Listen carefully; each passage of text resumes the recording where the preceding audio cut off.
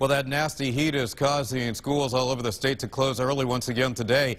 And in one city, the mayor says she's ready to spend the money to cool down the schools. News 8's Ken Pierce has that story from New Britain.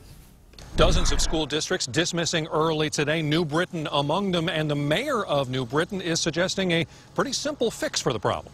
All across the state, these first few days of school have been hot. Like really hot, like sweating hot. Like it's disgusting. And when it is this hot, it can be tough to pay attention in class. I mean, it all depends on like how the type of learner you are. If you can learn inside the environment, then no. But if you can't, then you're just out of luck. We're talking about over 95 degrees in an elementary school classroom on the 3rd floor at 7 o'clock in the morning. That's tough.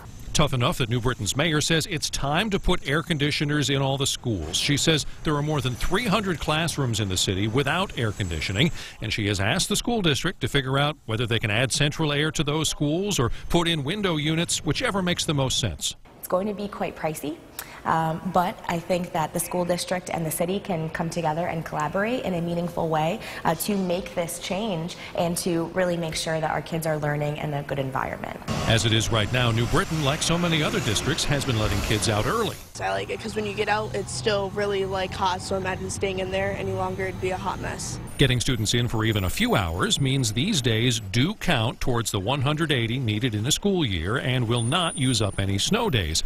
The downside is the first few days of school have been a lot less productive than usual. It's because normally at the beginning of the year we end up having full class and we end up getting the class time, but now with all these half days, we're not getting the beginning of the year class time that we would normally get, and I feel like it's going to delay everything. The good news for students, teachers, and parents is that the temperatures look like they're going to be a lot lower tomorrow. In New Britain, I'm Ken Pierce.